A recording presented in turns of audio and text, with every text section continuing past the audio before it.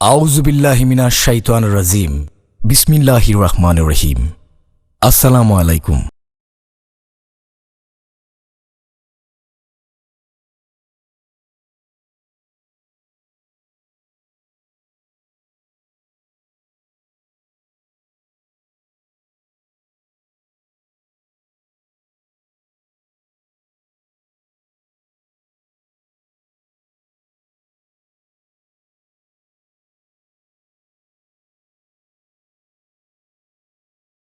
বন্দনগরী চট্টগ্রামের প্রাচীনতম আন্দরকিল্লা শাহী জামে মসজিদ মার্কেটের দ্বিতীয় তলায় অবস্থিত আইসিবি প্রোডাকশনস ইসলামিক ক্যাসেট বিতানে আপনাকে স্বাগতম। আমাদের প্রকাশনায় রয়েছে সহস্রাধিক ক্যাসেট, সিডি, ভিসিডি তথা মাল্টিমিডিয়া প্রোডাকশনস, ওয়াজ মাহফিল, তেলাওয়াত, ইসলামী সঙ্গীত, হামদ, নাত, ডকুমেন্টারি ফিল্ম, নাটক, কৌতুক সহ বিভিন্ন ইসলামী মাল্টিমিডিয়া প্রোডাকশন সমূহ পাইকারি ও খুচরা বিক্রয় করা হয়। আইসিবি প্রোডাকশন, ইসলামিক ক্যাসেট বিতান, 49 শাহী জামে মসজিদ মার্কেট, দ্বিতীয় তলা, আন্দরকিল্লা, চট্টগ্রাম। আসসালামু আলাইকুম ওয়া রাহমাতুল্লাহি ওয়া বারাকাতুহু।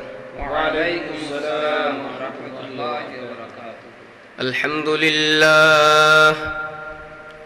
আলহামদুলিল্লাহ নাহমাদুহু ওয়া নাস্তাঈনুহু ওয়া নাস্তাগফিরুহু ওয়া নু'মিনু বিহি ওয়া নাতাওয়াক্কালু আলাইহি ওয়া নাউযু বিল্লাহি মিন شرور أنفسنا ومن سيئات أعمالنا من يهده الله فلا مضل له ومن يضلله فلا هادي له ونشهد أن لا إله إلا الله وحده لا شريك له ونشهد أن سيدنا وحبيبنا ومولانا محمدا عبده ورسوله الذي أرسله بالحق بشيرا ونذيرا وداعيا إلى الله بإذنه وسراجا منيرا فقد قال الله تعالى في كلامه المجيد وفرقانه الحميد أعوذ بالله من الشيطان الرجيم بسم الله الرحمن الرحيم كل نفس ذائقة الموت وإنما توفون أجوركم يوم القيامة فمن زحزح عن النار وأدخل الجنة فقد فاز وما الحياة الدنيا إلا متاع الغرور وقال رسول الله صلى الله عليه وسلم الكيس من دان نفسه وعمل لما بعد الموت والعاجز من اتبع هواها وتمنى على الله أو كما قال عليه الصلاة والسلام وقال تعالى في شان حبيبه ومحبوبه ومعشوقه مخبرا وآمرا إن الله وملائكته على النبي يا أيها الذين آمنوا صلوا عليه وسلموا تسليما اللهم صل على محمد وعلى آل محمد محمد كما صليت على إبراهيم وعلى آل إبراهيم إنك حميد مجيد اللهم بارك على محمد وعلى آل محمد كما باركت على إبراهيم وعلى آل إبراهيم إنك حميد مجيد সম্মানিত ভাইয়েরা আমার, দুনিয়ার জীবনে দেখবেন একজন পিতা যদি তার সন্তানকে ডাক দেয় আর সন্তান যদি তার পিতার ডাকে সাড়া দেয়, বাবা খুশি হয় না বেজা? খুশি হয়। ঠিক তেমনি ভাবে একজন স্বামী যদি তার স্ত্রীকে ডাক দেয় আর স্ত্রী যদি স্বামীর ডাকে সাড়া দিয়ে দেয়, তাহলে স্বামী বেচারা খুশি হয় না বেজা? খুশি। একজন শিক্ষক তার ছাত্রকে কোনো কাজের আদেশ করলো, ছাত্র যদি যথাযথভাবে সেটা করে নেয়, তাহলে শিক্ষক কি খুশি হবে না? অবশ্যই। ঠিক তেমনি ভাবে একজন পিতা তার সন্তানকে কোনো কাজের আদেশ করার কারণে সন্তান যদি পিতার ডাকে সাড়া দেয়, পিতা যেমন খুশি হয়ে যায়, আর স্বামী যেমন তার স্ত্রীকে ডাক দেওয়ার কারণে স্ত্রী যদি স্বামীর ডাকে সাড়া দেয়, তাহলে স্বামী যেমন খুশি হয়ে যায়। ও ভাইয়েরা আমার, শিক্ষক তার ছাত্রকে ডাক দেওয়ার ফলে ছাত্র শিক্ষকের ডাকে সাড়া দেওয়ার কারণে শিক্ষক যদি খুশি হয়ে যায়, তাহলে আমার আল্লাহ যখন কোরআনের মাহফিলে তার বান্দাদেরকে ডাক দিয়েছেন, এই কোরআনের মাহফিলে আল্লাহর ডাকে সাড়া দিয়ে যারা উপস্থিত হয়েছেন, আমার আল্লাহও কিন্তু তাদের প্রতি খুশি হয়ে গিয়েছেন। এই জন্য আল্লাহ তাআলার শুকরিয়া আদায় করার দরকার আছে। আদায় করলে নিয়ামত বাড়িয়ে দেন কে? আল্লাহ। আর যদি শুকরিয়া আদায় না করা হয়, নিয়ামত ছিনায় নেন কে? আল্লাহ। আমরা সারা জীবন আল্লাহ তাআলা শুকরিয়া আদায় করার জন্য প্রস্তুত আছি কি নাই? সেজন্য চলুন আমাদের আলোচনার শুরুতেই আমরা মহান রব্বুল আলামিনের দরবারে শুকরিয়া স্বরূপ তার নামটা সুন্দর করে জপে নেই। আমার সঙ্গে পড়েন, লা ইলাহা ইল্লাল্লাহ, লা ইলাহা ইল্লাল্লাহ।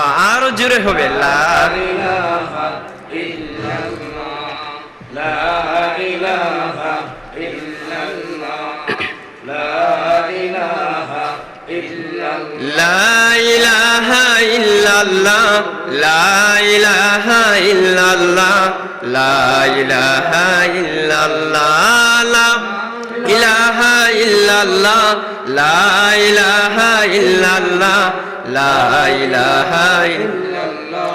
এই কালেমার পথ ধরে সকল বাধা যায় চিরে, ধরে সকল বাধা যায় চিরে। এই কালেমার পথ ধরে সকল বাধা যায় চিরে। যাই রে যেথায় গৌরী সেথায় বিপ্লবেরই লাল কেল্লা।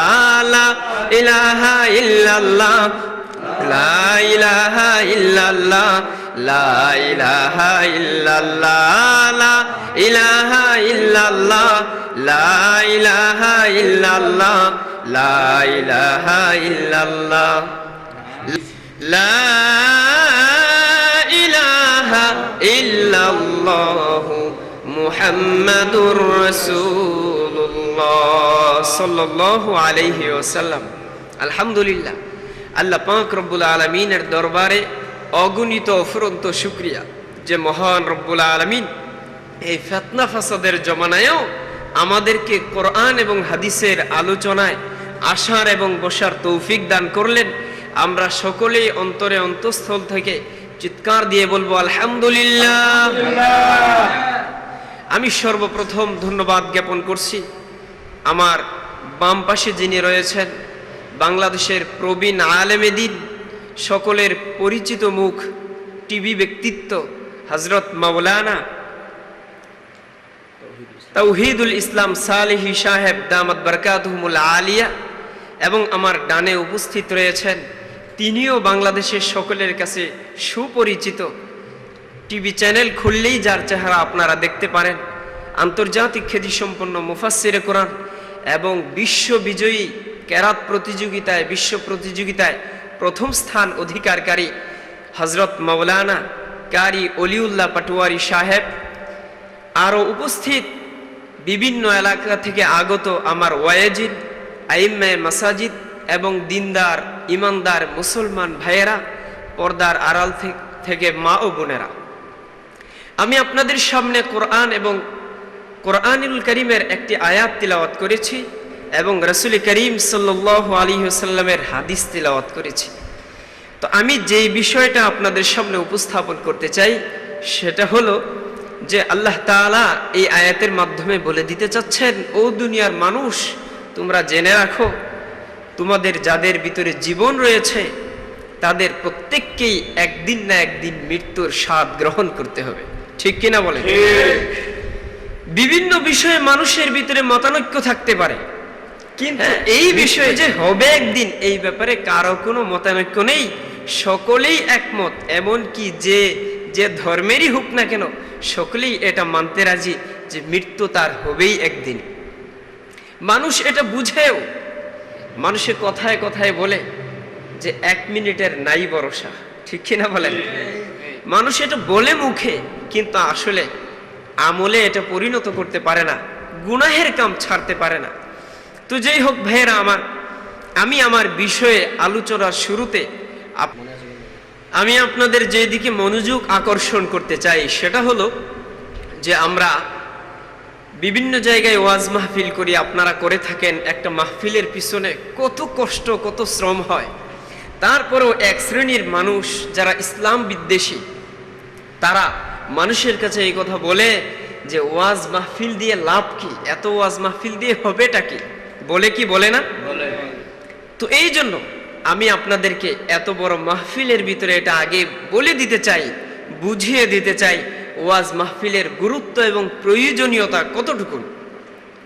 ভাইয়েরা আমার, আপনারা কি এখানে কেউ বলতে পারবেন যে হুজুর, আগে আমাদের এলাকায় একটা লোক চুরি ডাকাতি করত, আর এখন সেই চোর ডাকাতটা ওয়াজ মাহফিলে গিয়ে ওয়াজ মাহফিলে কোরআন এবং হাদিসের আলোচনা শুনে সে এখন দিনদার হয়ে গেছে, চুরি ডাকাতি বাদ দিয়ে দিয়েছে?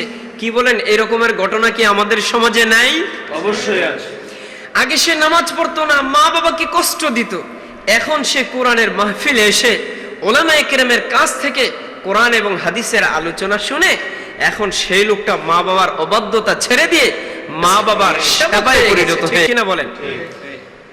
তো এই জন্য এই তো কয়েকদিন আগে আমি একটি কিতাবের ভিতরে পড়লাম, এক ইহুদি মন্ত্রীর মেয়ে, সে মুসলমান বান্ধবীদের সাথে ওয়াজের মাহফিলে গিয়ে ওয়াজ শুনেছে, আর সেখান থেকেই গোপনে গোপনে প্যান্ডেল থেকেই কালিমা পড়ে মুসলমান হয়ে গিয়েছে। সম্মানিত উপস্থিতি, সেখান থেকে যখন মেয়েটি তার বাসায় গেল, বাসায় যাওয়ার পরে সে মুসলমান বান্ধবীদের সাথে গোপনে গোপনে যোগাযোগ রক্ষা করে, আর মুসলমানের টাইম অনুযায়ী সে নামাজ আদায় করে। একটাই তো বাড়ি, এক বেলা দুই বেলা। মা হঠাৎ করে লক্ষ্য করে বলেন, কি ব্যাপার, আমার মেয়ে দেখি মুসলমানরা যখন ফজরে আজানের সময় হয় তখন আমার মেয়ে বাথরুমের ভিতরে যায় এবং মুসলমানদের মতো কি একটা অজুর মতো করে, কারণটা কি? সে একদিন মেয়েকে জিজ্ঞেস করলো, এই তোর কি হয়েছে, মুসলমানগর টাইম অনুযায়ী যে তোকে আমি হাত পা ধুইতে দেখি, কারণটা কি? মেয়েরা তো আসলে মায়ের কাছে সব কথা বলে দেয়, ঠিক না? এখন মেয়েটা বলে, মা আমি আসল কথা হলো কি জানো, আমি মুসলমান হয়ে গিয়েছি। এখন মা বলে, সাবধান, কি বললি তুই এটা? যাই হোক, তোর বাপ জানি এই কথাটা কোনোদিন না জানে, যদি তোর বাবা জানে তাহলে কিন্তু তোকে কেটে টুকরো টুকরো করে ফেলবে। কিন্তু বাড়ি তো একটাই, একদিন দুই দিন তিন দিন, 6 নাম্বার দিন বাবা কিভাবে জানি বুঝে গেছে। বাবা ডাক দিয়ে বলে, এদিকে আয়, শুনলাম তুই নাকি মুসলমান হয়ে গেছো। মেয়ে তখন বলে, জি বাবা, আমি মুসলমান হয়ে গিয়েছি।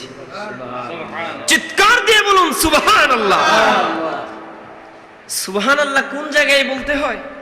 আশ্চর্যতম কোনো ঘটনা শুনলে সুবহানাল্লাহ বলতে হয়। ভাইয়ের আমার, আপনাদের সুবহানাল্লাহর আওয়াজে আমার কাছে মনে হলো আপনাদের কাছে মনে হয় কোনো আশ্চর্যের বিষয়ই না। অথচ খেয়াল করেছেন, একটা মেয়ে ঘরের ভিতরে সবাই ইহুদি আর কেউ মুসলমান নেই, তার সাপুড়েও কেউ নেই, সে সকলের সামনে অন্তর উজাড় করে বুকের পাটা খুলে সে আওয়াজ দিয়ে বলে ফেললো আমি মুসলমান। অথচ আপনাদের কাউকে যদি রাস্তাঘাটে ধরে যদি বলে এই কিরে টুপি মাথায় দিয়েছ কেন, সত্যি করে বল তুই কি হেফাজত নাকি কি, কি করবেন তখন বলেন?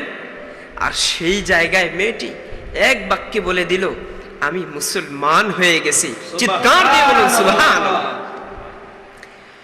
বাবা বলে এত বড় কলিজা তোর, আমার ঘরে থেকে আমার বাড়িতে থেকে তুই মুসলমান হয়ে গিয়েছ, তুই কি জানোস এই মুসলমান হওয়ার অপরাধটা কি? মেয়ে বলে না বাবা আমি জানি না। বলে এর সাজা হলো মৃত্যুদণ্ড, ফাঁসির কাস্টে তোকে ঝুলতে হবে। মেয়ে বলে আচ্ছা বাবা আমি রাজি আছি। সুবহানাল্লাহ বলবেন না? এখন বাবা তো আশ্চর্য, কি ব্যাপার আমার মেয়ের এত বড় কলিজা। এখন তো আসল কথা হলো নিজের মেয়ে, মায়া তো লেগে গেছে, ঠিক কিনা বলেন?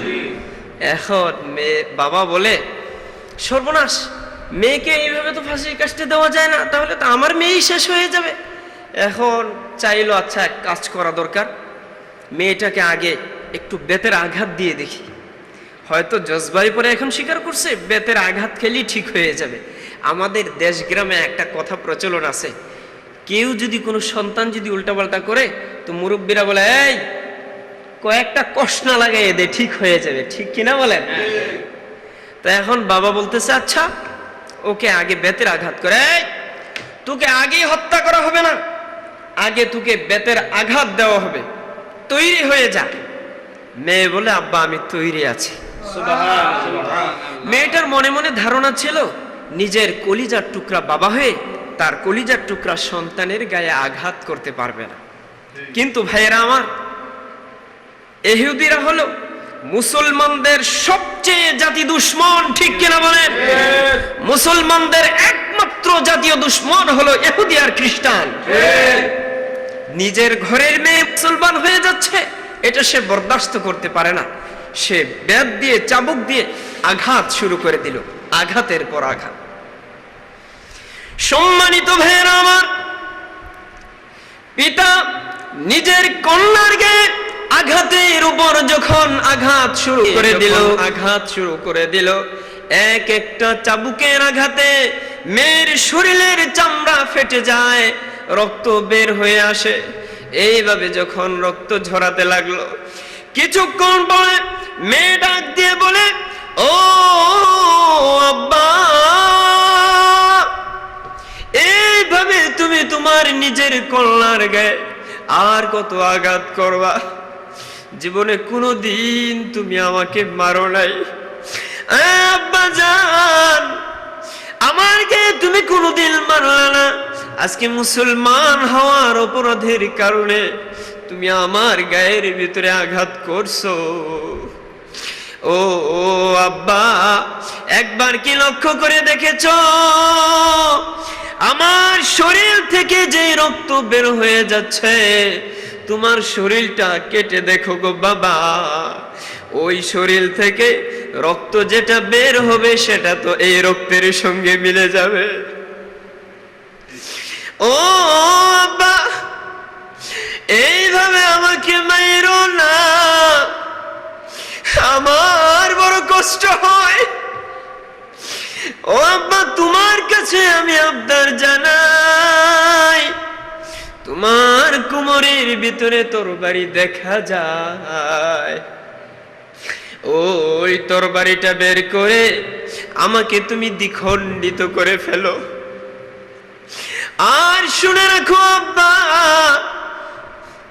তোমার এই তরবারির আঘাতে আমার নিজের জীবন দিয়ে দিতে পারবো, কিন্তু মদিনাওয়ালার যেই প্রেম আমার অন্তরের ভিতরে ঢুকাইছি, জীবন দিতে পারবো গো বাবা, কিন্তু মদিনাওয়ালার প্রেম ঈমান দিতে পারবো না।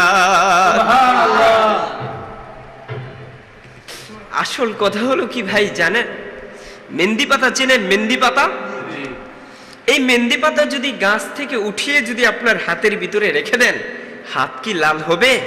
কখনোই না। যতক্ষণ পর্যন্ত মেহেন্দি পাতা শিলপাটার ঘর্ষণ না খাবে, যতক্ষণ পর্যন্ত শিলপাটার নির্যাতন সহ্য না করবে, ততক্ষণ পর্যন্ত এই মেহেন্দি পাতা রং দিবে না। ঠিক কিনা বলেন? আমিও বলে দিতে চাই, বর্তমান বিশ্বের বুকে মুসলমানদের উপরে অত্যাচার আসে, নির্যাতন আসে, ভয় পাওয়ার কিছু নাই, মর্মাহত হওয়ার কিচ্ছু নাই।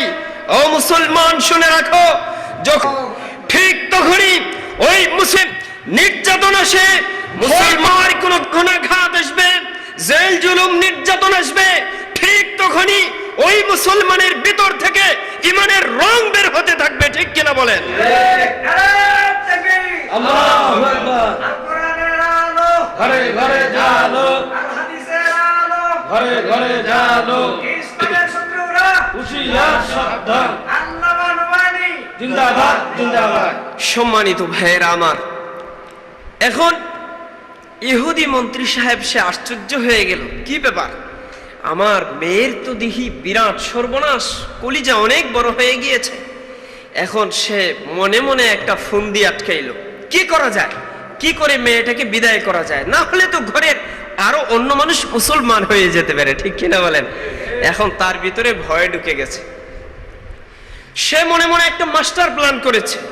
প্রধানমন্ত্রীর কাছ থেকে একটা আংটি চেয়ে এনেছে, এনে মেয়ের কাছে দিয়ে বলে, মা এই আংটিটা তোমার হাতের ভিতরে রেখে দাও।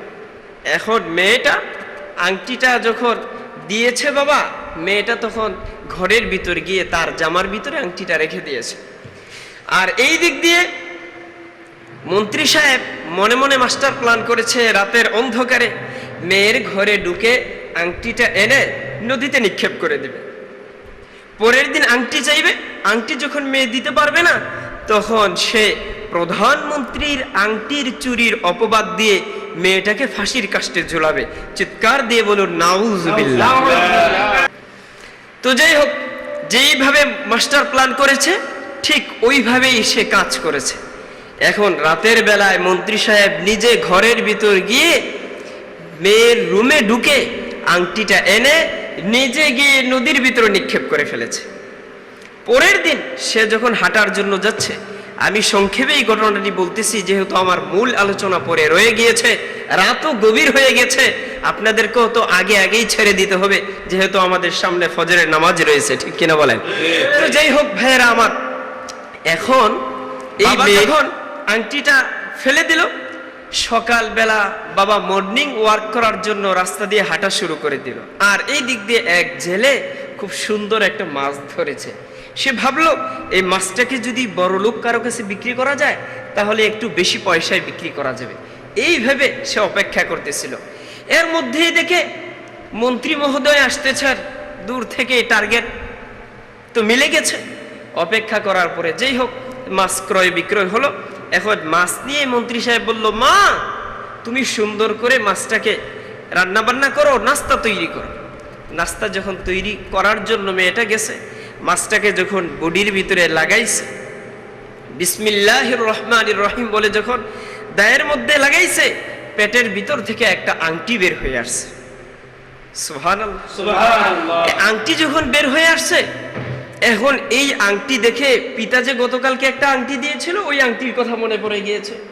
সে তৎক্ষণাৎ এইগুলো রেখে ঘরের ভিতরে গিয়েছে, গিয়ে তখন পকেটের ভিতরে হাত দিয়েছে, হাত দিয়ে দেখে আংটি তো নাই পকেটে। সম্মানিত ভাইরা আমার, এই মেয়ে চোখের পানি ছেড়ে দিল, আর চোখে পানি রাখতে পারলো না, আর রব্বুল আলামিনের দরবারে ডাক দিয়ে বলে, ওগো রব্বুল আলামিন, ইয়া আহকামাল হাকিমিন, আমি মাত্র 6 দিনের মুসলমান, আমার সাথে আমার পিতা এত শত্রুতা করলো, আমার পিতা ছাড়া কেউ আংটি নেয় নাই, আর সেই জায়গায় তুমি মাছের মাধ্যমে আমার কাছে আংটিটা পৌঁছায়া দিলা। সুবহানাল্লাহ। যেই হোক, এখন যখন নাস্তা তৈরি হয়ে গেল, বাবা আসছে নাস্তা খাওয়ার জন্য। বাবা যখন নাস্তার জন্য আসলেন, নাস্তা খাওয়া দাওয়া শেষ, বাবা এখন বললেন যে মা, ওই আমার কাছে যে একটা, তখন মেয়ে ঘরের ভিতর গিয়ে বিসমিল্লাহির রহমানির রহিম বলে হাত দিয়ে আংটিটা বাবার হাতের ভিতরে রেখে দিল। ভাইরা আমার, বাবার হাতের ভিতরে যখন আংটি রেখে দিল, বাবা আর চোখে পানি রাখতে পারে না। একবার ওই আংটির দিকে তাকায়, আরেকবার ওই মেয়ের সুন্দর চেহারার দিকে তাকায়। মুখ দিয়ে কোনো কথা বলতে পারে না, ঠোঁট দুইটা কাঁপে। মেয়ে ডাক দিয়ে বলে, আব্বা, তোমার মুখে কোনো কথা নাই, একবার তুমি ওই আংটির দিকে তাকাও, আরেকবার আমার চেহারার দিকে তাকাও। কি হয়েছে গো বাবা, তুমি কোনো কথা বলো না কেন? বাবা ডাক দিয়ে বলে, মা রে, আমি একবার ওই আংটির দিকে তাকাইয়া, আরেকবার তোমার সুন্দর চেহারার দিকে তাকাইয়া আমি মুসলমানদের মাওলা আল্লাহ রব্বুল আলামিনের কুদরতের খেলা দেখি। ভাইরা আমার, বাবা ডাক দিয়ে বলে, মা রে, আমাকে একটু সময় দাও, আমি গোসল করে আসি, আমাকে তোমার হাতে পরায়া দাও লা ইলাহা ইল্লাল্লাহু মুহাম্মাদুর রাসূলুল্লাহ। আর মানে আমার বুঝ হয়ে গিয়েছে, মাত্র 7 দিনের মুসলমানের সঙ্গে যদি আল্লাহ এই আচরণ করে থাকেন, তাহলে দুনিয়ার জমিনে যারা 70 বছর ঈমান নিয়ে থাকতে পারে, তারা এই দুনিয়ায় থেকে জান্নাতের সার্টিফিকেট নিয়ে যেতে পারবে। আসল কথা হলো, তাকদীরে তো ঈমান থাকতে হবে, ঠিক কিনা বলেন? আর যদি তাকদীরের ভিতরে ঈমান না থাকে, আজকে দেখেন এই মাহফিলের মাধ্যমে মেয়েও মুসলমান হলো, তার বাবাকেও মুসলমান করে ছাড়লো, তাহলে ওয়াজ মাহফিলের ফায়দা আছে কি আছে না? আজকে দেখেন, আর যারা এই সমস্ত কথা বলে, আসলে যদি ওদের তাকদীরে ঈমান না থাকে তাহলে কি করবেন? কারণ আবু জাহেলকে চিনেন আপনারা? আবু জাহেলকে আরে নাম তো শুনেছেন, চেহারা তো দেখেন নাই, নাম তো শুনেছেন। এই আবু জাহেল একদিন দাওয়াত পেয়েছে, বিয়ের দাওয়াত পেয়েছে। কিসের দাওয়াত? বিয়ের দাওয়াত পেয়েছে। সে বিয়ের দাওয়াত পাওয়ার পরে এই আবু জাহেল রাস্তা দিয়ে যখন বের হলো, তখন ভাবলো আমি কি নিয়ে যাই, খালি হাতে তো আর যাওয়া যায় না। সে হাতের ভিতরে একটা মূর্তি নিয়েছে, বলে যে আমি একটা মূর্তি নিয়ে যাই, মূর্তিটায় লাভ হবে, কারণ ওর কিছু প্রয়োজন হলে সে মূর্তির কাছে চাইবে। তো এইভাবে মূর্তি নিয়ে যাচ্ছে, রাস্তা দিয়ে যখন যাচ্ছে, তো রাস্তার ভিতরে ওর প্রস্রাবের বেগ হয়েছে। এখন কি করবে? তো মূর্তিটাকে একটা গাছের সাথে হেলান দিয়ে সে প্রস্রাব করতে গেছে। আবার রাস্তা দিয়ে যাচ্ছিল এক কুকুর, তো কুকুরের কিন্তু একটা স্বভাব আছে, সে কোনো গাছ দেখলে, উঁচু নিচু জায়গা দেখলে সে একটা পা খাড়া করে দেয়, ঠিক না বলেন? এখন কুকুরের আরেকটা স্বভাব আছে, সেটা হলো যে কুকুর এক জায়গায় একসাথে সব প্রস্রাব করে না, সে একটু একটু করে করে, এক জায়গায় করে 100 টাক, আরেক জায়গায় 150 টাক, আরেক জায়গায় 200 টাক। হ্যাঁ, আমি দেখছি তো এগুলো। তো যাই হোক ভাইরা আমার, এখন আবু জেহেল যখন প্রস্রাব করতে গেছে, কুকুরে দেখে কি একটা গাছের মতো দেখা যায়, আবার কি জানি একটা উঁচু, ও তো আর মূর্তি টুর্তি বুঝে না, তো ও এই অবস্থা দেখে ওর প্রস্রাবের একেবারে সবচেয়ে বেশি ব্যাগ চাপছে, আর এর ফলে ও দিছে পাটা খাড়া করে, একসাথে দিছে 1.5-2 পা ছাইরা। এখন এই দিক দিয়ে ও তো আর মূর্তি বুঝে না, মাবুদ বুঝে না। আবু জেহেল কই কি ব্যাপার, পেশাব করি সামনে, আওয়াজ দিয়ে ওই পিছনের দিকে তাকিয়ে দেখে সর্বনাশ, আবার মাবুদের অবস্থা তো শেষ। তো যাই হোক, এখন আবু জেহেল যখন মূর্তির কাছে আসছে, ছি ছি ছি ঘৃণা ঘৃণা করতে করতে কুকুর চলে গেছে। আর এই দিক দিয়ে যখন পিছনে আসছে, এসে এই অবস্থা দেখে তখন আবু জেহেলের দিলের ভিতরে একটা ধাক্কা লেগে গিয়েছিল। হ্যাঁ, আবু জেহেল ওই দিন বলেছিল, আহারে আমি কার উপাসনা করি, কেমন মাবুদের পূজা করি আমি, যার মুখের উপরে কুকুর প্রস্রাব করে গেল, অথচ তোর এতটুকুন শক্তি নাই যে তুই কুকুরটাকে তাড়িয়ে দিবি। আহারে, তখন আবু জেহেল তখন নির্বাক হয়ে কতক্ষণ দাঁড়িয়ে বলে, তাহলে কি আব্দুল্লাহর ছেলে মুহাম্মদের ধর্মই কি সঠিক? চিৎকার দিয়ে বলুন সুবহানাল্লাহ। কিন্তু ভাইয়েরা আমার, তকদিরে যে নাই। কিছুক্ষণ পর সে বলে, না না না না, এটা হতে পারে না, কারণ যদিও আব্দুল্লাহর ছেলে মুহাম্মদের ধর্মই ঠিক, কিন্তু এটা যে আমার বাপদাদার ধর্ম, এটা কি আমি ছাড়তে পারি? চিৎকার দিয়ে বলুন নাউজুবিল্লাহ। তো যাই হোক, এই জন্য বলছিলাম, তাকদীরের ভিতরে যদি ঈমান থাকে, ঈমানের বিভিন্ন হালকা উলামায়ে কেরামের কাছে, হক্কানি পীর সাহেবের কাছে, ওয়াজ মাহফিলে, কোরআনের আলোচনায়, জুমার বয়ানে মুসলমানদের ভিতরে ঈমান জাগ্রত হতে থাকে, ঠিক কিনা বলেন? তো যাই হোক ভাইয়েরা আমার, আমি আপনাদের সামনে পবিত্র কোরআনুল কারীম থেকে যে আয়াতটি তেলাওয়াত করেছিলাম, হাদিসের যে অংশটুকুন তেলাওয়াত করেছিলাম, তার মাধ্যমে আল্লাহ তাআলা এটাই বুঝাতে চাইলেন, বান্দারে তোদের যাদের জীবন আছে তাদেরকে একদিন না একদিন মৃত্যুবরণও করতে হবে। এখন এই যে মৃত্যুবরণ করতে হবে, দুনিয়ার কোনো কিছুই বাকি থাকবে না। এমন কোন মানুষ আছে যে বলতে পারবে যে আমি মরবো না? পুরা দুনিয়ায় ধ্বংসশীল। আল্লাহ তাআলা কোরআনুল কারীমের মধ্যে সুন্দর করে বলে দিয়েছেন,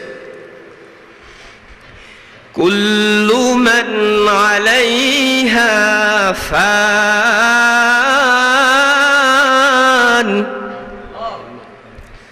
ওয়া ইয়াবকা ওয়াজহু রাব্বিকা যুল জালালি ওয়াল ইকরাম।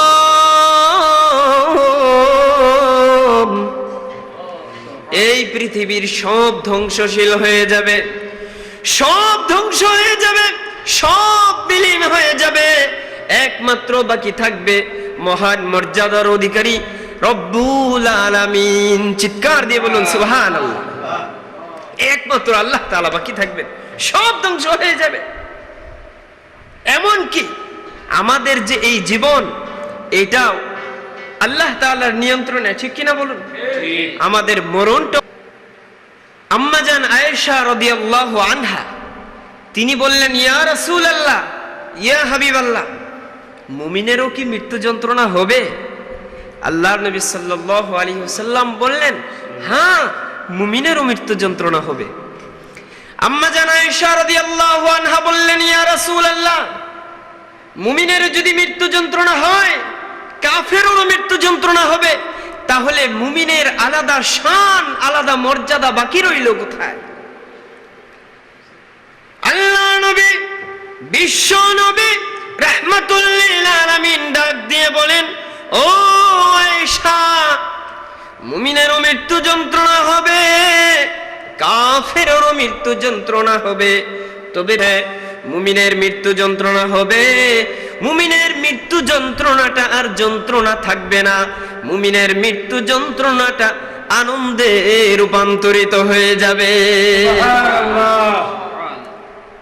কিভাবে আনন্দে রূপান্তরিত হবে সেটা একটু পরে বলছি, আগে বুঝাতে চাই যে আসলে যন্ত্রণা যে হবে সকলেরই, মৃত্যু যন্ত্রণা থেকে কেউ রেহাই পাবে না। হযরতে ঈসা আলাইহিস সালাতু ওয়াস সালাম, তাকে আল্লাহ তাআলা একটা মুজিজা দিয়েছিলেন। তিনি যখন কোনো কবরের পাশে গিয়ে দাঁড়াতেন, আর যখন বলতেন কুম বিইজনিল্লাহ, তুমি আল্লাহর অনুমতি নিয়ে দাঁড়িয়ে যাও, কবর ফেটে লোকটা বের হয়ে যেত। সুবহানাল্লাহ। তো ঠিক ঈসা আলাইহিস সালাতু ওয়াস সালাম এক পুরাতন কবরের পাশে গিয়ে বলে কুম বিইজনিল্লাহ, লোকটি কবর ফেটে বের হয়ে গেলেন। তিনি ডাক দিয়ে বললেন, মান আনতা ওয়া মা ইসমুকা, তুমি কে, তোমার নাম কি, পরিচয় দাও। তখন তিনি বললেন, আমার নাম হলো সাম, আমার পিতার নাম হলো হযরতে নূহ আলাইহিস সালাতু ওয়াস সালাম। সুবহানাল্লাহ। কি আশ্চর্যের কথা! কোথায় ঈসা আলাইহিস সালাতু ওয়াস সালাম, কোথায় নূহ আলাইহিস সালাতু ওয়াস সালাম। যাই হোক, আলোচনা হলো, পরস্পর কথাবার্তা হলো। এরপরে ঈসা আলাইহিস সালাতু ওয়াস সালাম বললেন যে ভাই সাম, তুমিও তো আল্লাহর পয়গম্বর, তুমি যদি এখন চাও তাহলে তুমি এখন আবার কবরে চলে যেতে পারবে, আর যদি তুমি চাও আমি আল্লাহর কাছে সুপারিশ করব, তাহলে আল্লাহ তাআলা তোমাকে হায়াত বাড়িয়ে দিবেন, তুমি দুনিয়ার জমিনে কিছুদিন বিচরণ করতে পারবে। সাম আলাইহিস সালাতু ওয়াস সালাম বললেন যে ভাই ঈসা, আমি যদি দুনিয়ায় থাকতে পারি, কিছুদিনের জন্য হায়াত আল্লাহ তাআলা বাড়িয়ে দেন, তাহলে আগে আমি জানতে চাই, আবার যখন কবরে যাব তার আগে কি আজরাইলের সাথে সাক্ষাৎ হবে? ঈসা আলাইহিস সালাতু ওয়াস সালাম বললেন যে ভাই এটা কি বলতেছেন আপনি? আপনি একজন পয়গম্বর, আপনিও কি আজরাইলকে দেখে ভয় পান? সাম আলাইহিস সালাতু ওয়াস সালাম বললেন যে ভাই, আপনি যদিও আল্লাহর পয়গম্বর, কিন্তু আজরাইলের সাথে তো আপনার এখনো সাক্ষাৎ হয় নাই। তখন তিনি বললেন, কেন, আজরাইল কি এত ভয়ের কোনো জিনিস? সাম আলাইহিস সালাতু ওয়াস সালাম বললেন, হে ভাই ঈসা, আজ থেকে 4000 বছর আগে আমার ইন্তেকাল হয়েছে, কিন্তু এখন পর্যন্ত আমি আজরাইলের কথা বলতে পারি না।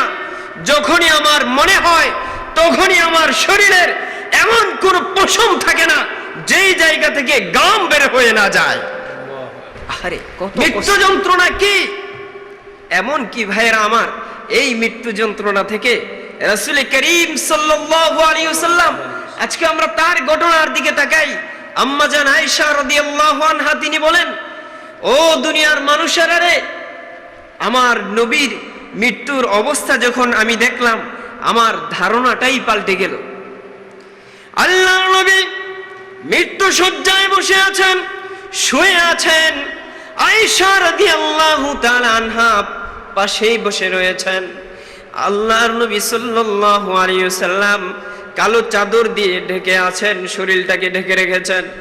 ওই চাদরের ভিতর থেকে একবার হাতটাকে গুটিয়ে নেন, আরেকবার পাটাকে গুটিয়ে নেন, আবার পা সোজা করেন। এই অবস্থা দেখে হযরত আয়েশা রাদিয়াল্লাহু আনহা তিনি বললেন, এই অবস্থা কেন আমার নবী করে? আমি এটা দেখার জন্য যেই মাত্র চাদর ধরে টান দিলাম, আর সঙ্গে সঙ্গে দেখতে পেলাম আল্লাহর নবীর সাকারাত শুরু হয়ে গিয়েছে। আল্লাহর নবী বলতেছেন, ইন্নালিল মাউতি সাকারাত, ইন্নালিল মাউতি সাকারাত, নিশ্চয়ই মৃত্যু বড় কষ্টের। আল্লাহর নবীর যখন এই অবস্থা, আয়েশা রাদিয়াল্লাহু আনহা বললেন, আমি চাদর টান দেওয়ার পরে দেখি আল্লাহর নবীর মাথা থেকে নিয়ে পা মুবারক পর্যন্ত এমন কোন পশম মুবারক বাকি ছিল না যে জায়গা দিয়ে আল্লাহর নবীর ঘাম মুবারক বের হয় নাই।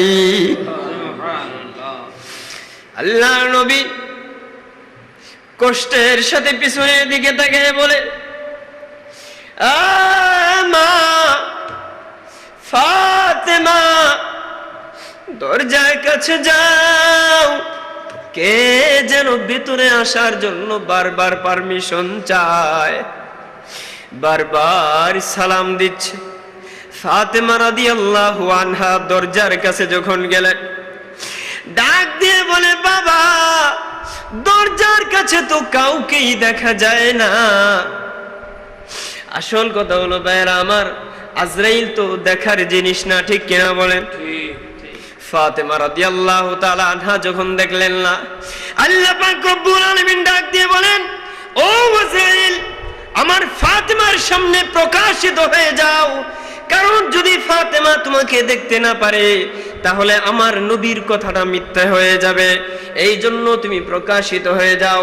আজরাইল যখন ফাতেমার সামনে প্রকাশিত হয়ে গেল, আর এই মুহূর্তে ফাতেমা জোহরা রাদিয়াল্লাহু আনহা লক্ষ্য করে দেখে পা দুইটা জমিনে, মাথা দেখা যায় না এত উপরে।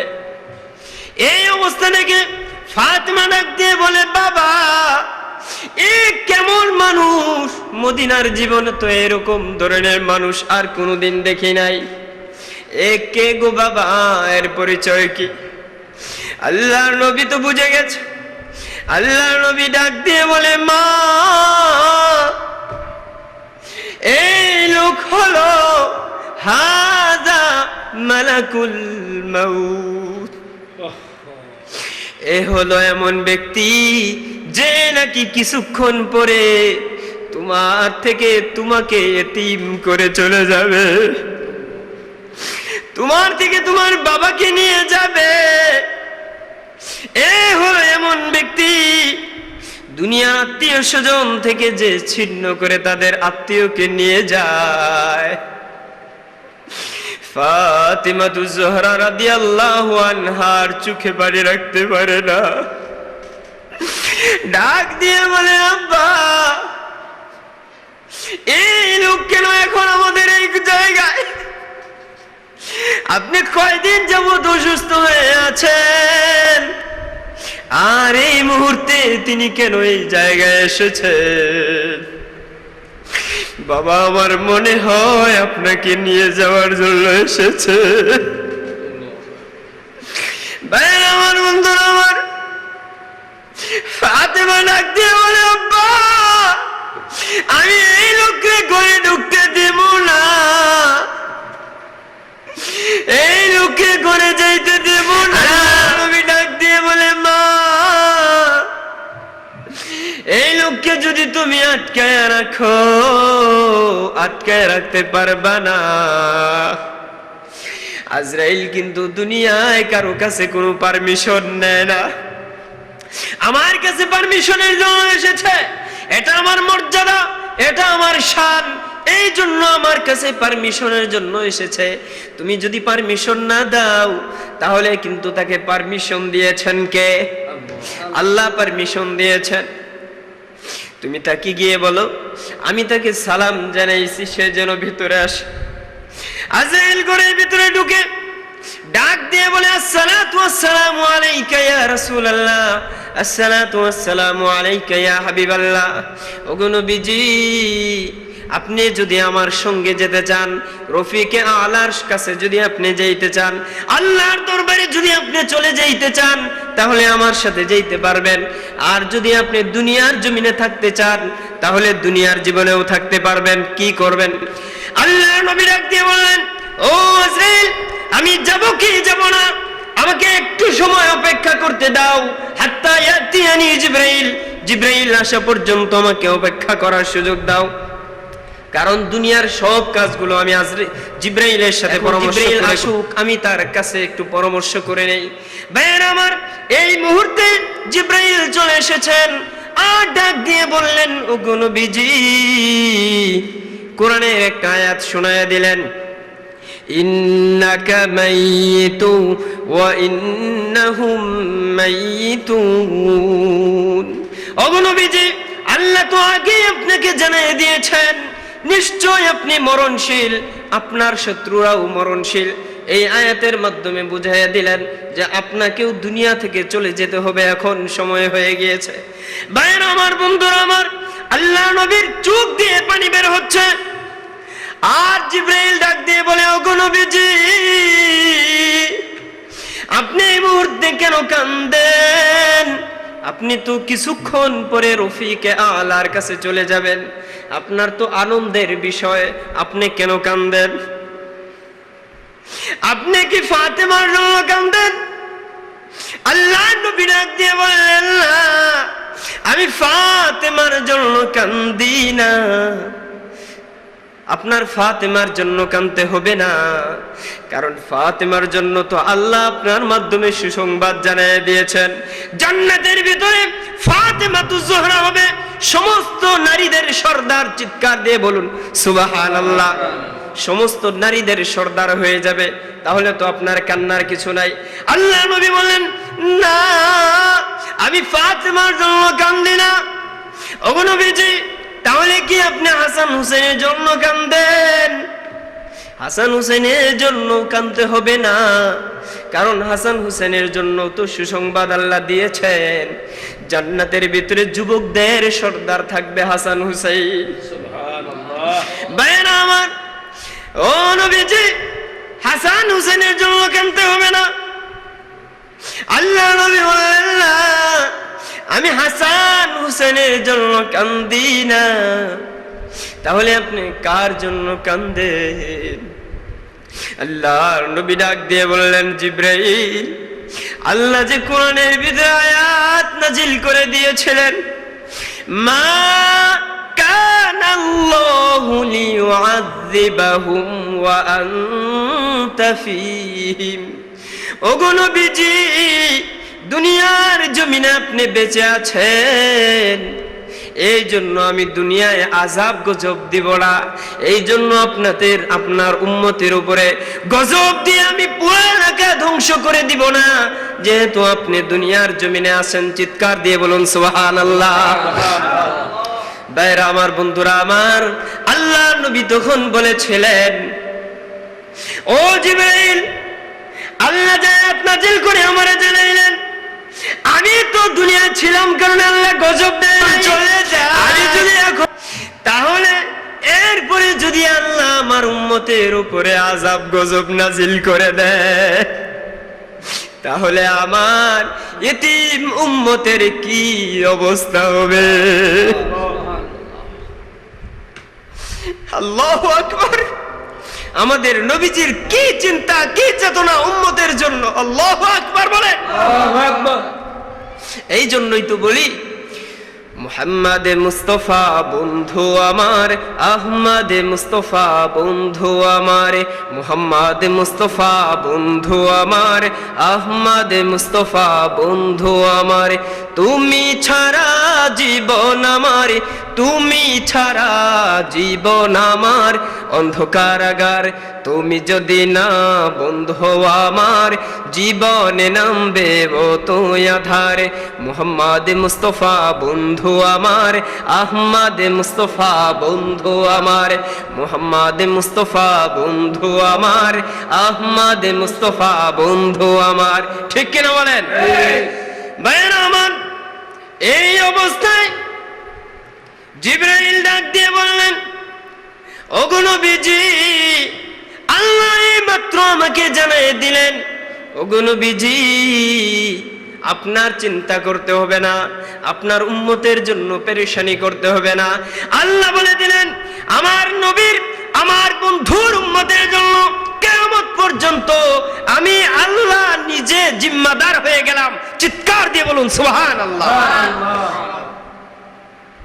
আমি আমার বন্ধুর অনুপস্থিতিতে আমার বন্ধুর উম্মতের উপরে আযাব গজব দিব না। চিৎকার দিয়ে বলুন সুবহানাল্লাহ।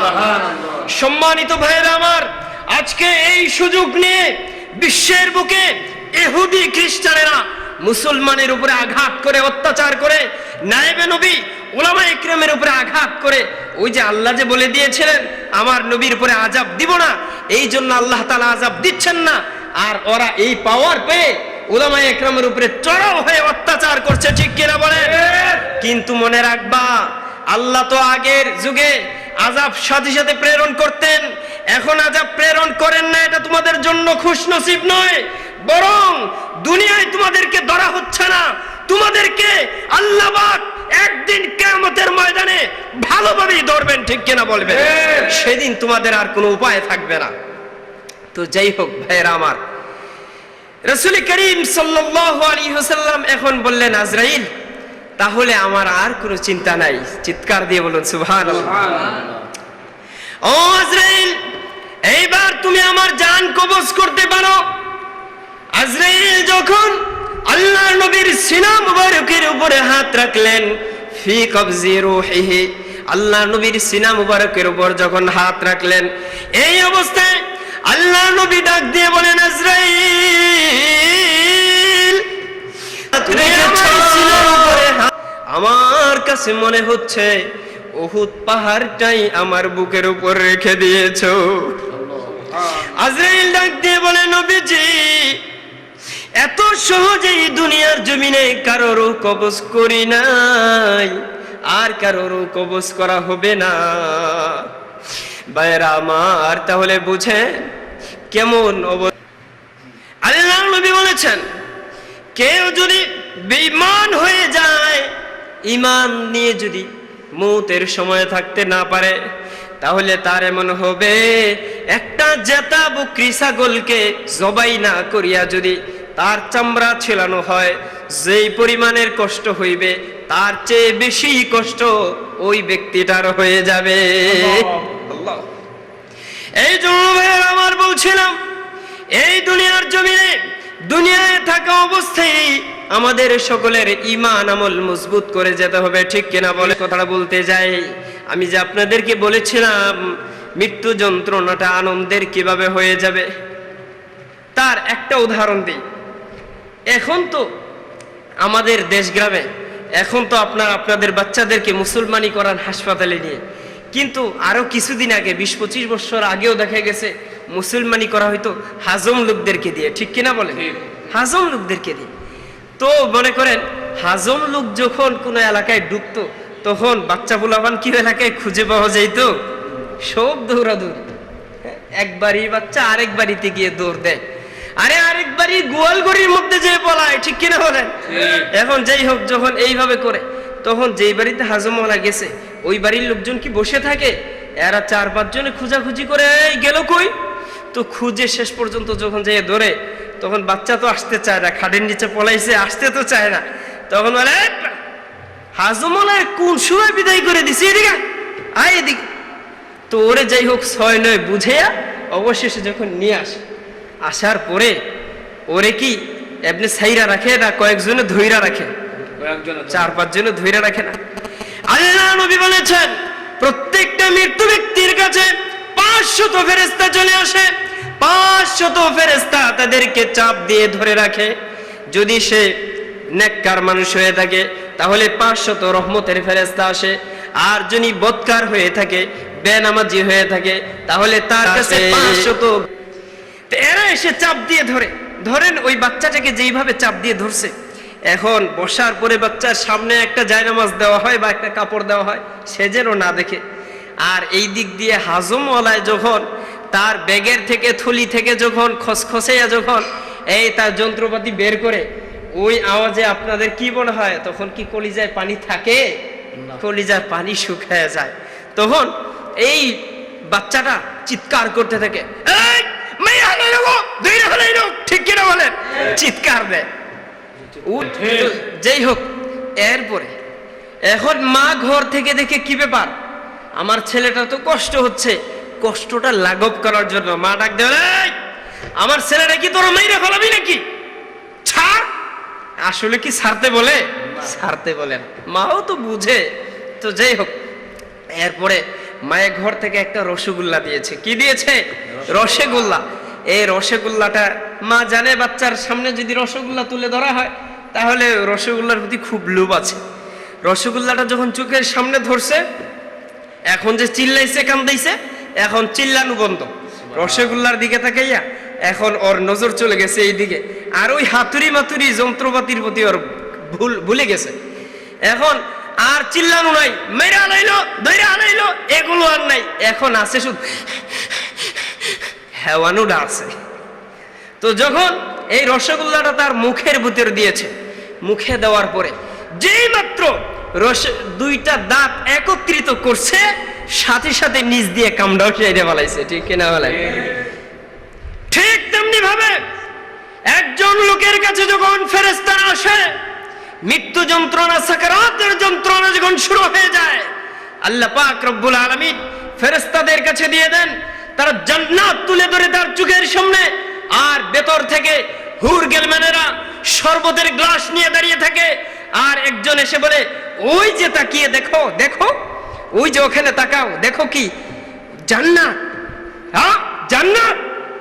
আবার যখন দেখি শরবত তাকে সারতেছে, ওই দিকে তাকিয়ে যখন বলে শরবত, এই কও শেষ, আর এই দিক দিয়ে তার জান কবজ করাও শেষ। চিৎকার দিয়ে বলুন সুবহানাল্লাহ। আল্লাহ নবী, বিশ্ব নবী রাহমাতুল লিল আলামিন আবু বকরকে ডাক দিয়ে বলে, আবু বকর, তোমার কাছে যখন মউতের ফেরেশতা আসবে, আজরাইল যখন তোমার কাছে আসবে, তোমার কানের কাছে তখন কোরআনের একটা আয়াত পাঠ করতে থাকবে আর বলতে থাকবে, ইয়া আইয়াতুহান নাফসুল মুতমাইন্নাহ ইরজিই ইলা রাব্বিকি রাদিয়াতাম মারদিয়াহ ফাদখুলি ফি ইবাদি ওয়াদখুলি জান্নাতি। হে প্রশান্ত মনাত্মা, আও ফিরে আসো, তোমার রবের প্রতিপালকের কাছে আসো। এমন অবস্থায় আসবে যে অবস্থার ভিতরে তুমি তোমার মাওলার প্রতি রাজি, তোমার মাওলাও তোমার প্রতি রাজি। আর তুমি আমার নেককার বান্দাদের অন্তর্ভুক্ত হয়ে যাও, আর আমার তুই জান্নাতের ভিতরে ঢুকে যাও। চিৎকার দিয়ে বলুন সুবহানাল্লাহ। ভাইরা আমার, বন্ধুরা আমার, এই জন্য বলছিলাম দুনিয়ার জমিন থেকেই আমাদেরকে মৃত্যুর প্রস্তুতি নিয়ে যেতে হবে। আল্লাহ নবী সাল্লাল্লাহু আলাইহি ওয়াসাল্লাম বলেছেন, দুনিয়ার জমিন থেকে তোমরা মৃত্যুর প্রস্তুতি নিয়ে আসো। আকসিরু যিকরা হাযিমিল লাযযাতিল মাউত, তোমরা মৃত্যুকে বেশি বেশি করে স্মরণ করো, তাহলে তোমাদের ভিতরে ঈমান বৃদ্ধি থাকবে। সুবহানাল্লাহ বলেন। দুনিয়ার জমিন থেকে আমাদেরকে ঈমান আমল মজবুত করে যেতে হবে। কারণ হলো মৌতের সময় আল্লাহর নবী বলেছেন, যে এই ব্যক্তি মৃত্যুর সময় কালেমাটা পাঠ করবে, যার মৃত্যুর সময় কালেমা নসিব হবে, আল্লাহ পাক রব্বুল আলামিন তাকে বিনা হিসাবে জান্নাত দিয়ে দিবেন। সম্মানিত ভাইয়েরা আমার, রাত এখন গভীর হয়ে গেছে, এখন আর কি বলবো।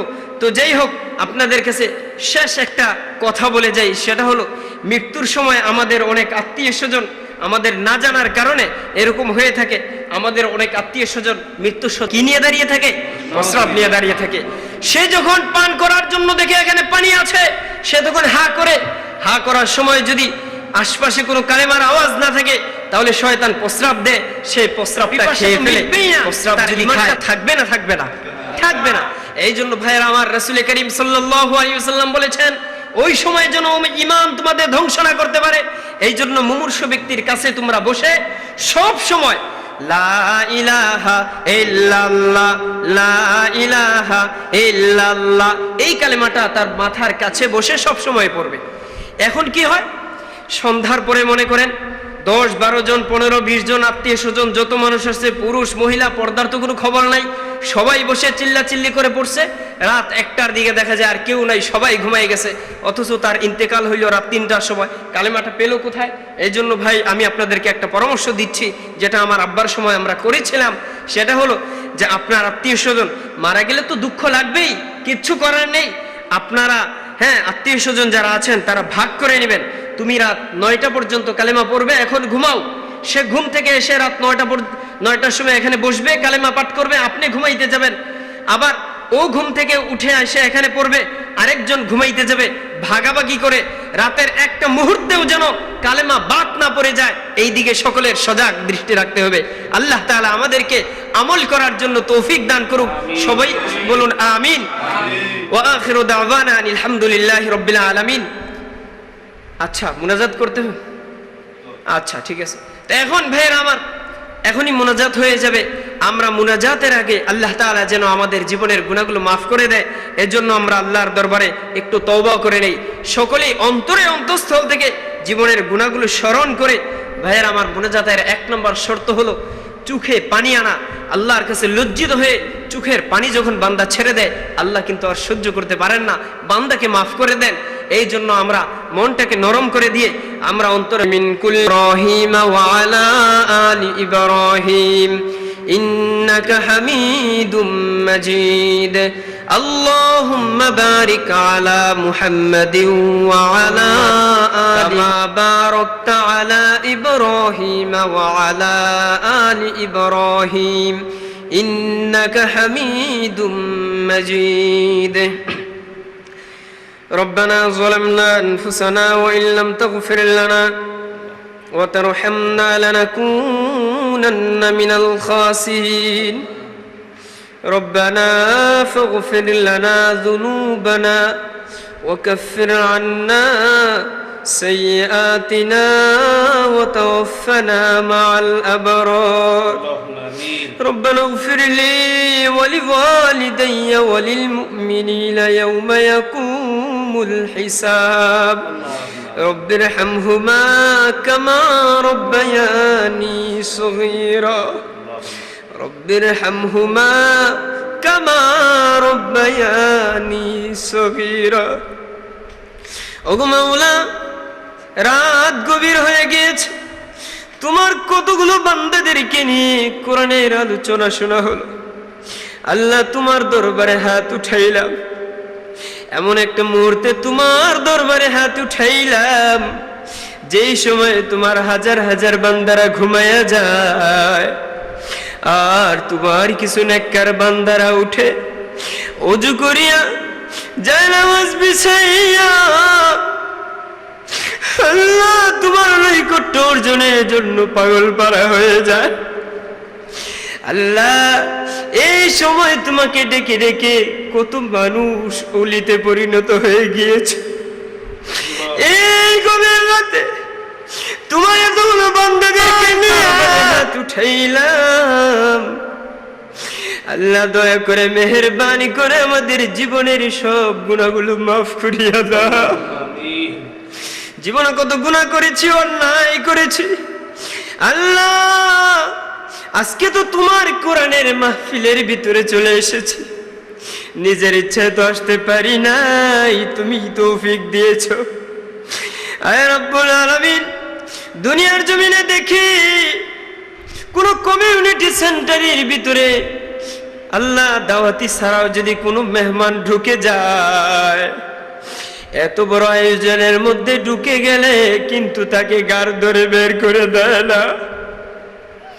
হায় রব্বুল আলামিন, তোমার কুদরতে কোরআনের কমিউনিটি সেন্টারের ভিতরে তুমি যাদেরকে ঢুকাইছো, আমাদের কাউকে গুনাহ মাফ না করাইয়া বের কইরো না। আল্লাহ, আমাদের জীবনের সব গুনাহগুলো মাফ করিয়া দাও। রব্বুল আলামিন, হাত উঠাইলে মনে পড়ে যায় যাদের কথা। আমরা তো একদিন এরকম মাহফিলের ভিতরে আব্বার হাত ধরে ধরে আসতাম। আব্বাই তো আমাদেরকে জীবনের প্রথমে মাহফিলে নিয়ে যাওয়া শিখাইছে, নামাজ পড়া শিখাইছে, আব্বার হাত ধরে ধরে মসজিদের ভিতরে গিয়েছে। আল্লাহ, যিনি আমাদেরকে তোমার ইবাদত করা শিখাইলেন, আজকে তো তিনি কবরবাসী হয়ে আছেন।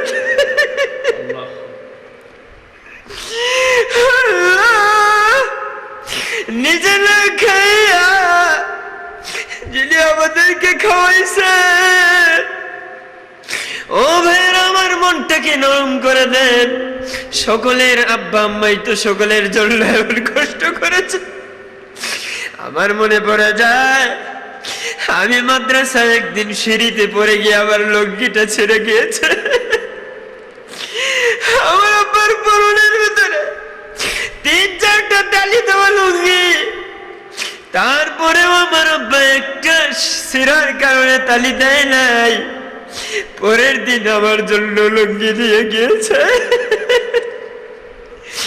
নিজে ছেঁড়া কাপড় পরিয়া সন্তানকে ভালো ভালো জিনিস দিয়া যে আব্বা আম্মা বড় করেছে, আল্লাহ, ওই আব্বাসকে যাদের কবরবাসী হয়ে গিয়েছে, দয়া করে মেহেরবানি করে এই মুহূর্তে তুমি মাফ করিয়া দাও। আব্বার জীবনের গুণাগুলো মাফ করিয়া দাও। আল্লাহ, আব্বাকে যদি মাফ না করো, আল্লাহ, আমাদেরকে আলেম হয়ে আমাদের কি হবে? কষ্ট করেছেন, পেটের মধ্যে কতদিন রেখেছেন, শীতের দিন, ঠান্ডা কনকনে দিন, আমাদের পা ধুইতে কষ্ট লাগে, রাতের বেলা ওযু করতে কষ্ট লাগে। ডাইনে নাই প্রস্রাব করে বাসায় দিয়েছে, বামে নিয়ে রেখেছে, প্রস্রাব করে ভিজিয়ে দিয়েছে, অবশেষে বুকের উপর রেখেছে, বুকটাকেও ভিজিয়ে দিয়েছে। আল্লাহ, বাবা তো দূরে সরে গিয়েছে, আলাদাভাবে ঘুমায়, কিন্তু মায়ের যে ঘুম নাই, তারপরেও তো বুক ভিজে দেওয়ার কারণে মা তো আমাদেরকে খাটের নিচে ফেলাইয়া দেয় নাই। আয় রব্বুল আলামিন, ওই মা যাদের দুনিয়ায় নাই, দয়া করে মেহেরবানি করে তাদের আম্মার জীবনের গুনাহগুলো মাফ করিয়া দাও। আমাদের যত আত্মীয় স্বজন কবরবাসী হয়েছে সবাইকে মাফ করিয়া দাও। আল্লাহ এই মাহফিলের ইন্তজাম যারা করেছেন, আল্লাহ আর যারা শোনার জন্য এসেছেন, কিয়ামতের দিন আমাদের সবাইকে নাজাতের উসিলা বানায়া দাও। আয় রব্বুল আলামিন, আমার পাশে রয়েছেন মাওলানা ওলিউল্লাহ পাটোয়ারি সাহেব, আল্লাহ পাশে রয়েছেন মাওলানা তাওহিদুল ইসলাম সালেহ সাহেব। আল্লাহ ইনা কোরআন এবং হাদিসের আলোচনা বিশ্বের বিভিন্ন প্রান্তে সকল মানুষের কাছে যেন পৌঁছাইতে পারে, তুমি হায়াতান তয়্যিবা দান করিয়া দাও। আয় রব্বুল আলামিন, আমাকেও তুমি সুস্থতার জীবন দান করিয়া দাও। আল্লাহ, তোমার বান্দারা যে যে নিয়তে দোয়া হাত উঠাইছে, সকলের মুনাজাতকে তুমি কবুল আর মঞ্জুর করিয়া নাও। আল্লাহ, যারা অভাবগ্রস্ত আছে অভাব দূর করিয়া দাও, পরিশুদ্ধ করার তৌফিক দিয়া দাও। সুবহান রাব্বিকা রাব্বিল ইজ্জাতি আম্মা ইয়াসিফুন ওয়া সালামুন আলাল মুরসালিন ওয়ালহামদুলিল্লাহি রাব্বিল আলামিন। বিসমিল্লাহির রহমানির রহিম। বিশুদ্ধ তিলাওয়াত চর্চা ও সম্প্রসারণ নিঃসন্দেহে একটি কল্যাণমূলক কাজ ও নেক আমল। প্রতিটি নেক ও কল্যাণমূলক কাজে প্রতিযোগিতা করার জন্য পবিত্র কোরআন এবং হাদিসের নির্দেশনা রয়েছে। এ বিষয়ে মহান আল্লাহ তাআলার উক্তি, ফাস্তাবিকুল খায়রাত, অতএব তোমরা সৎ কাজে প্রতিযোগিতা করো। হযরত ওমর রাদিয়াল্লাহু তাআলা আনহু পবিত্র কোরআন হিফজ করার জন্য পুরস্কার প্রদানের ব্যবস্থা করেন। হিফজকে বিশুদ্ধ, মজবুত ও শ্রুতিমধুর করার নিমিত্তে হাফেজে কোরআনদের জন্য প্রতিযোগিতার আয়োজন করা দিন দিন বেড়েই চলেছে। বিভিন্ন প্রতিষ্ঠান ও সংস্থা এসব প্রতিযোগিতার আয়োজন করে থাকে। সৌদি আরব, মিশর, কাতার, দুবাই, আলজেরিয়া সহ অনেক মুসলিম দেশে এবং এসব প্রতিযোগিতা দ্বারা হাফেজে কুরআনদের ইয়াদ ও তিলাওয়াতের মান বৃদ্ধি পাচ্ছে। বহু পিতামাতা নিজেদের সন্তানকে বিশ্বমানের হাফেজে কুরআন বানানোর জন্য আন্তর্জাতিক মান সম্পন্ন আদর্শ হিফজখানা খুঁজছেন। সময়ের প্রেক্ষাপটে আন্তর্জাতিক মান সম্পন্ন আদর্শ হিফজুল কোরআন মাদ্রাসা গড়ে তোলা একটি অপরিহার্য দাবি। সময়ের দাবিকে সামনে রেখে এবং বিশুদ্ধ তিলাওয়াতের সংরক্ষণ ও সম্প্রসারণের লক্ষ্যে যুগশ্রেষ্ঠ আলেম ওলামা, ইসলামী চিন্তাবিদ ও বিজ্ঞ ব্যক্তিবর্গের পরামর্শে এবং সৌদি আরব, মিশরের হিফজুল কোরআন সিলেবাসের আলোকে প্রতিষ্ঠিত হয়েছে মারকাজুত তাহফিজ ইন্টারন্যাশনাল মাদ্রাসা। ইন্টারন্যাশনাল নামের প্রতি শুভেচ্ছা করেই বারবার বিশ্ব জয় করে আসছে মারকাজুত তাহফিজ ইন্টারন্যাশনালের ছাত্রছাত্রীরা। আলহামদুলিল্লাহ, মারকাজুত তাহফিজ ইন্টারন্যাশনাল জাতীয় ও আন্তর্জাতিক অঙ্গনে শ্রেষ্ঠত্ব অর্জনের মাধ্যমে সাফল্যে 4 বছর অতিক্রম করছে। এই মাত্র 4 বছরের সামান্য সময়ে প্রতিষ্ঠানটি জাতীয় ও আন্তর্জাতিক পর্যায়ে কৃতিত্বপূর্ণ অবদান রাখতে সক্ষম হয়েছে। বিশ্ব হিফজুল কোরআন প্রতিযোগিতায় শীর্ষস্থান অর্জনের মাধ্যমে বাংলাদেশকে বিশ্ব দরবারে বারবার নন্দিত করে তোলা সফল শিক্ষা প্রতিষ্ঠান মারকাজুত তাহফিজ ইন্টারন্যাশনাল মাদ্রাসা। ইতিমধ্যেই দেশ বিদেশে ছড়িয়ে পড়েছে এই মাদ্রাসার সুনাম সুখ্যাতি। বাংলাদেশে মাদ্রাসা শিক্ষা বোর্ড বেফাকের উদ্যোগে আয়োজিত হয়েছে সংবর্ধনা অনুষ্ঠান। উক্ত অনুষ্ঠানের প্রতিষ্ঠাতা প্রিন্সিপাল নেসার আহমদ আন নাসিরিকে হিফজুল কোরআন শিক্ষাদানে শ্রেষ্ঠ শিক্ষকের সংবর্ধনা অ্যাওয়ার্ড এবং বিশ্ব জয় করে আসা তানভীর হোসাইন ও সাআদে সুরালকে সংবর্ধিত করা হয়। তারই ধারাবাহিকতায় বঙ্গবন্ধু আন্তর্জাতিক সম্মেলন কেন্দ্রে আয়োজিত হয়েছে সংবর্ধনা অনুষ্ঠান। উক্ত অনুষ্ঠানে গণপ্রজাতন্ত্রী বাংলাদেশ সরকারের মাননীয় প্রধানমন্ত্রীর হাত থেকে সম্মাননা ক্রেস্ট সহ অসংখ্য পুরস্কারে ভূষিত হয়েছে হাফেজ তানভীর হোসাইন ও সাআদে সুরাল এবং তাদের উস্তাদ নেসার আহমদ আন নাসিরি। সম্মেলনে ইসলামিক ফাউন্ডেশন নির্বাচিত 20 জন শ্রেষ্ঠ ইমাম এবং সৌদি আরবে আন্তর্জাতিক হিফজুল কোরআন প্রতিযোগিতায় শ্রেষ্ঠত্ব অর্জনকারী ইমামদের হাতে সম্মাননা তুলে দেন প্রধানমন্ত্রী। ইমাম সম্মেলনে প্রশিক্ষণপ্রাপ্ত ইমাম এবং সৌদি আরবে আন্তর্জাতিক হিফজুল কোরআন প্রতিযোগিতার বিজয়ী বাংলাদেশি হাফেজদের হাতে পুরস্কার ও সনদপত্র তুলে দেন প্রধানমন্ত্রী। বঙ্গবন্ধু আন্তর্জাতিক সম্মেলন কেন্দ্রে প্রশিক্ষণপ্রাপ্ত ইমাম এবং সৌদি আরবে আন্তর্জাতিক হিফজুল কোরআন প্রতিযোগিতায় বিজয়ী বাংলাদেশি হাফেজদের পুরস্কৃত করেন প্রধানমন্ত্রী। আরবি ভাষার দেশ খোদ সৌদি আরবে গিয়ে ওই প্রতিযোগিতার 3 বিভাগেই বাংলাদেশি প্রতিযোগীদের প্রথম স্থান লাভকে দেশের জন্য গৌরবজনক বলে মন্তব্য। মহাগ্রন্থ আল কোরআনের বিশুদ্ধ তিলাওয়াত অনুশীলন, সংরক্ষণ ও সম্প্রসারণের লক্ষ্যে প্রতিষ্ঠিত মারকাজুত তাহফিজ ইন্টারন্যাশনাল প্রতিষ্ঠানের শুরু থেকেই মিশরে একাধিকবার, আলজেরিয়া ও সৌদি আরবে অনুষ্ঠিত আন্তর্জাতিক হিফজুল কোরআন প্রতিযোগিতায় বাংলাদেশের পক্ষে লড়াই করে বিশ্বে প্রায় শতাধিক দেশকে পরাজিত করে বিজয় ছিনিয়ে এনেছে একাধিক গ্রুপে মারকাজুত তাহফিজ ইন্টারন্যাশনালের কৃতি ছাত্রছাত্রীরা। কয়েক যুগ যাবৎ কোরআন প্রতিযোগিতা হয়েছে আলজেরিয়ায়, সেখান থেকে কোনো বাংলাদেশি পুরস্কার নিয়ে আসতে পারেনি। এবারই প্রথম কোনো বাংলাদেশি হিসেবে হাফেজ মহিউদ্দিন দ্বিতীয় স্থান অর্জন করে উস্তাদ নেসার আহমদ আন নাসিরির উপস্থিতিতে আলজেরিয়া আব্দুল আজিজ বুলাফতিকার হাত থেকে ক্রেস্ট সার্টিফিকেট অ্যাওয়ার্ড সহ 11,60,000 আলজেরিয়া দিনার গ্রহণ করে বাংলাদেশের হাফেজে কোরআনদের সুনাম আরও উচ্চতায় নিয়েছে। সারা পৃথিবীতে কোরআন তেলাওয়াতে এবার দ্বিতীয় হয়েছে বাংলাদেশের হাফেজ মোহাম্মদ মহিউদ্দিন। রাজধানী ঢাকারই একটি হিফজখানায় নিরলস সাধনা। দীর্ঘ সাধনায় আল কোরআনের হাফেজ হয়ে ওঠে মোহাম্মদ মহিউদ্দিন। فلما نسوا ما ذكروا به فتحنا عليهم أبواب كل شيء। সারা বাংলাদেশ থেকে শ্রেষ্ঠ হবার পর এবছর সে সুযোগ পায় আলজেরিয়ায় অনুষ্ঠিত বিশ্ব কোরআন প্রতিযোগিতায়। 7টি দেশ থেকে আসে বাছাইকৃত প্রতিযোগীরা। কোরআনের উপর অসাধারণ পাণ্ডিত্যের কারণে হাফেজ মহিউদ্দিন অর্জন করে দ্বিতীয় স্থান।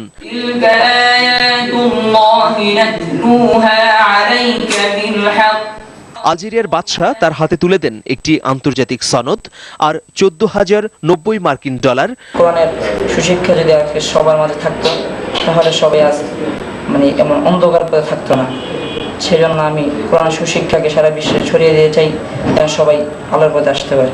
বাংলাদেশে 15 কোটি মানুষ জেনে খুশি হবে যে কোরআন নাজিল হওয়া দেশ মক্কায় 73টি দেশের বাছাইকৃত হাফেজদের মধ্যে 2টি গ্রুপে বাংলাদেশ প্রথম স্থান অর্জন করে।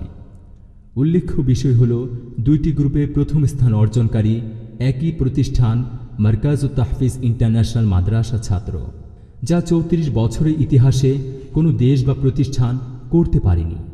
সেই হিসেবে বলা যায় হিফজুল কোরআন বিষয়ে বিশ্ব রেকর্ড গড়েছে মারকাজুত তাহফিজ ইন্টারন্যাশনাল। পুরস্কার হিসেবে তানভীর হোসাইনকে 80,000 রিয়াল ও সাদ সুরাইলকে 40,000 রিয়াল সহ ক্রেস্ট সার্টিফিকেট এবং অ্যাওয়ার্ডে তুলে দেন সৌদি আরবের ধর্মমন্ত্রী সালেহ বিন আব্দুল আজিজ বিন মোহাম্মদ আলী শেখ ও মক্কার ইমাম শেখ আব্দুর রহমান আল সুদাইস। সে সময় উস্তাদ নেসার আহমদ আন নাসিরি উপস্থিত ছিলেন। বিশ্ব হিফজুল কোরআন প্রতিযোগিতায় বাংলাদেশ প্রথম স্থান অধিকার করেছে। এবছর সৌদি আরবে অনুষ্ঠিত আন্তর্জাতিক হিফজুল কোরআন প্রতিযোগিতায় 30 পারা গ্রুপে প্রথম স্থান লাভ করার গৌরব অর্জন করেছেন যাত্রাবাড়ির মারকাজুল তাহফিজ মাদ্রাসার ছাত্র হাফেজ তানভীর হোসাইন ইসলাম। তানভীর জন্ম থেকেই অন্ধ। তার বাবার নাম মোহাম্মদ ইলিয়াস। তিনি নোয়াখালীর এক সম্ভ্রান্ত মুসলিম পরিবারে জন্মগ্রহণ করেন। প্রতিযোগিতার সম্মাননা স্বরূপ তিনি 22 লাখ টাকা পেয়েছেন। পাশাপাশি 10 পারা গ্রুপে একই মাদ্রাসার ছাত্র শাহাদ সুরাইনও প্রথম হয়েছেন। বিশ্ব জয় করে ফেলেছেন তার মধুর কণ্ঠ দিয়ে। 4 ভাইয়ের মধ্যে দ্বিতীয় তানভীর। 12 বছর বয়সে কোরআন হিফজ পড়তে শুরু করেন। কঠোর সাধনা আর প্রবল আত্মবিশ্বাসের মাধ্যমে মাত্র 3 বছরেই হিফজ সম্পন্ন করেন। আর সবাইকে অবাক করে দিয়ে গত বছর সৌদি আরবে অনুষ্ঠিতব্য আন্তর্জাতিক কোরআন হিফজ প্রতিযোগিতায় বিশ্বের অন্য সকল দেশকে পেছনে ফেলে প্রথম স্থান অর্জন করেন 15 বছরের এই তানভীর। চোখের আলো না থাকা এই বালকের একটাই ইচ্ছা, কোরআনের আলো পৌঁছে দেবেন বাংলার প্রতিটি ঘরে ঘরে।